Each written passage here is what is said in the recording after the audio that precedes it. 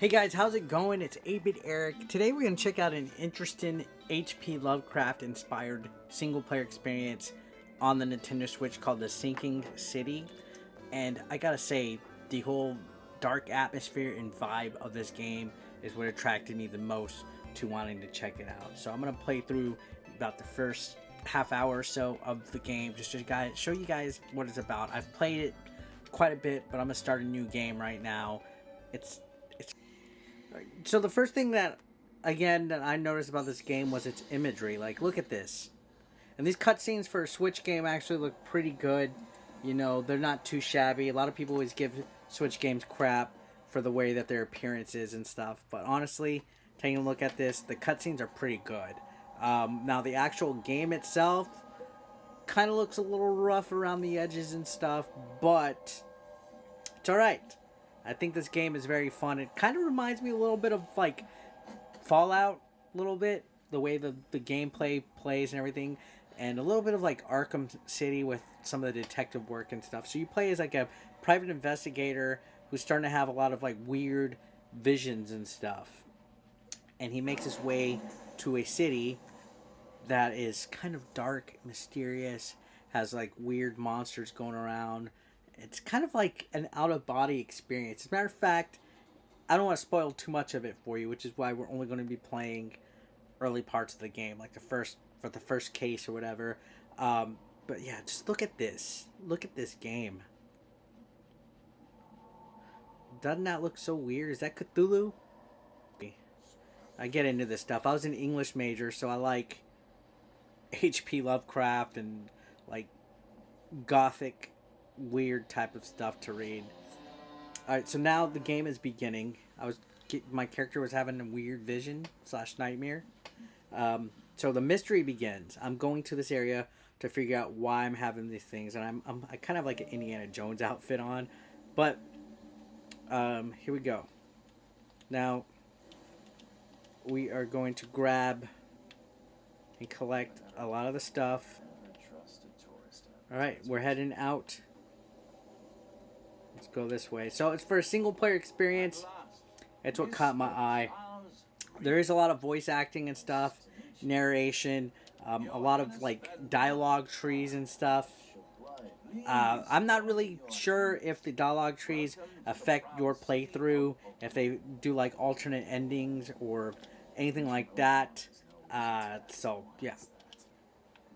Anyways, we're going to the first area, which is going to be the scene of a crime, and you're going to see the basic mechanics of this game. Basically, you use your private investigative skills to solve these cases, and it allows you to progress further and further. But you have visions along the way, things like that. You even see weird people like this monkey-looking guy.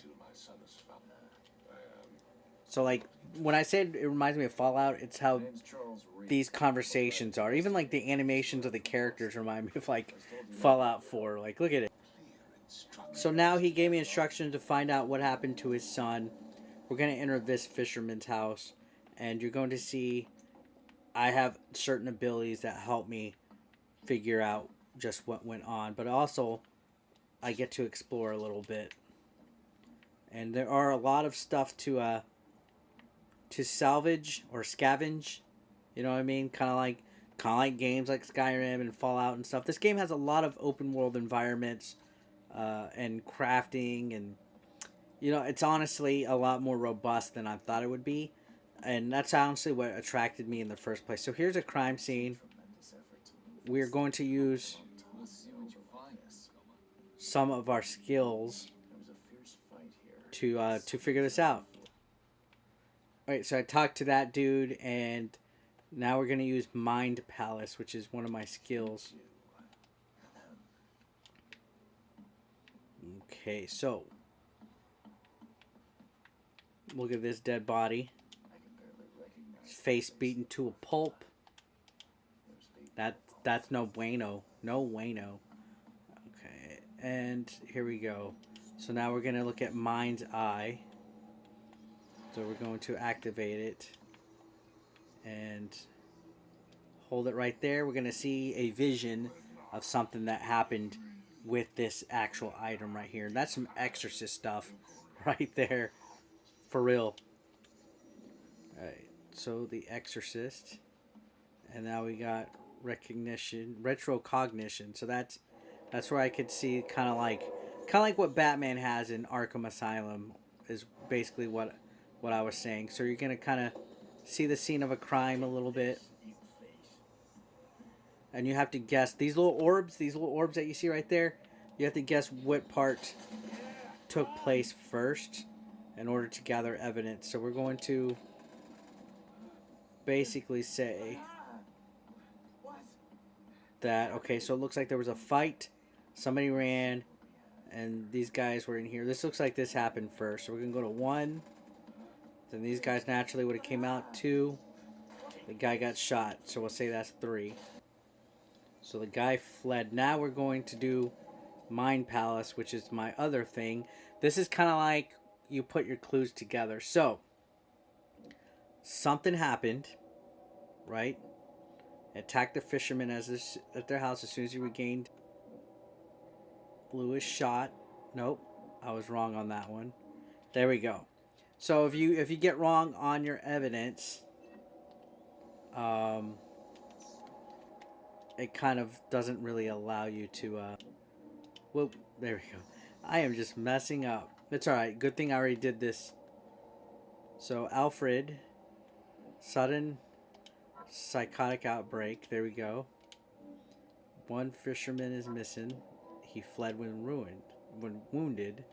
So there's our clues so far. So we're going to track him down using omens. So we have omens. Alright, so using this, we're going to find the omens. We're going to follow him. This is where it gets kind of neat. Kind of freaky a little bit. Because you start to see like weird stuff. Pursued Albert, even let out a few shots. So he still was trying to shoot him. We get a new Mind Palace clue. And we're heading off. Now we're going to climb up. We're going to enter this area.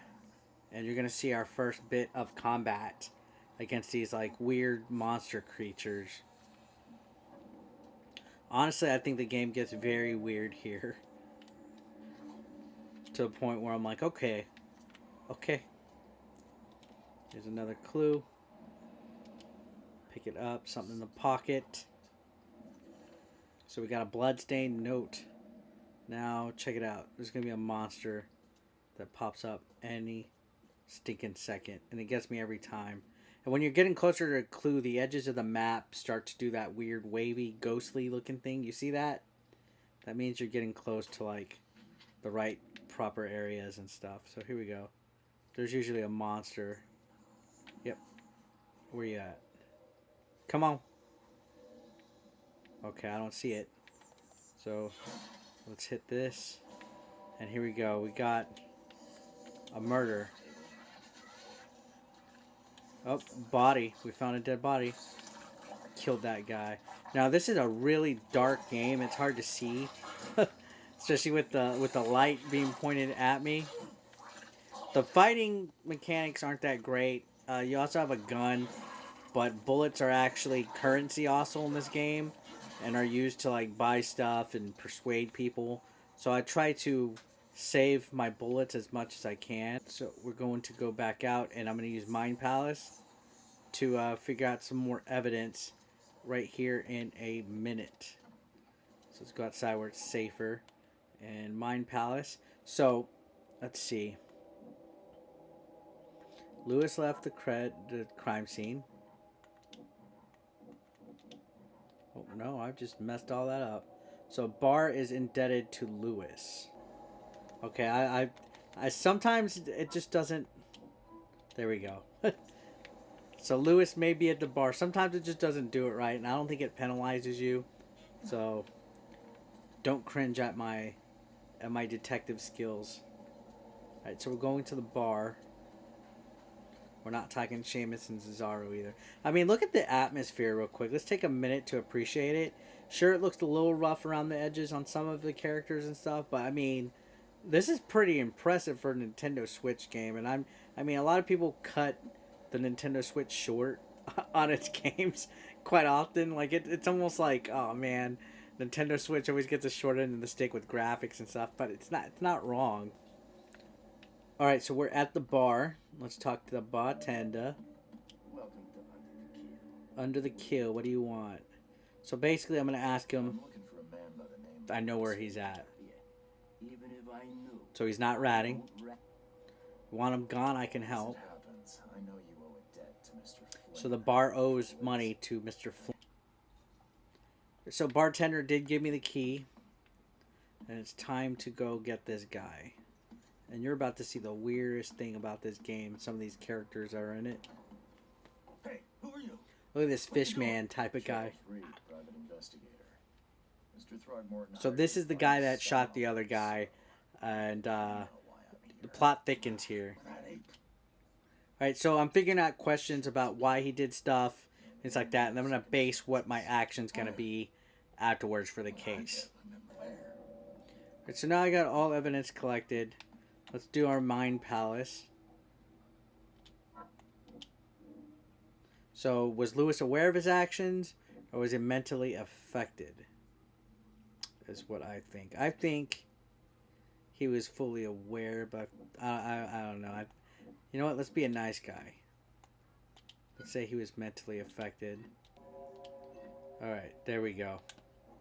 I'm going to say that. So now let's head back to the ape dude and have a little chit chat about case number 1. Alright, so now let's talk. Found the murderer. Mr. Throgmorton. Have some bad news. I'm sorry, Throgmorton. Yeah. Found your son in the basement of a nearby warehouse. He was murdered, shot in the head, and the body hidden. He was murdered. Can't be true. It cannot be true. This guy looks weird. No. I've Track down your son's murderer. Who is he? So I could lie, or I could tell him where the guy's at. I think I'm going to lie. See, I still told him who it was, but I lied so he wouldn't go and kill him. So I guess he's going to go in hiding, right? Alright, so that was the case, guys. I got a revolver, I got XP, I got a knowledge point, and I got an area of the map open. So this game is actually a lot more in depth and more open world than I even realized. And if you're looking for something on the Nintendo Switch that can pass some time, give you some good single player experience, I think Sinking City is definitely worth it. I hope you guys enjoyed the video. If you were brand new, it's your first time, don't forget to subscribe. And if you enjoyed the video, click like. I'll see you guys soon on the next one. I actually am addicted to this game. Consider supporting 8-Bit Eric on Patreon for just $1 a month. Link below in the description. You want to become part of the hashtag 8BE Nation, guys? Well, be sure to pick up your official merch, now available online. Link is below in the description. We got classic t-shirts, tank tops, hoodies, and even women's apparel. Don't forget, pick up your official merch now. And while you're at it, guys, feel free to watch the next video, or why don't you catch up on one that you might have previously missed. Thanks again, guys, for all the support. I couldn't do this without you. You guys are amazing, and don't forget to subscribe and click that like button if you are brand new. Thanks again, guys. Peace out.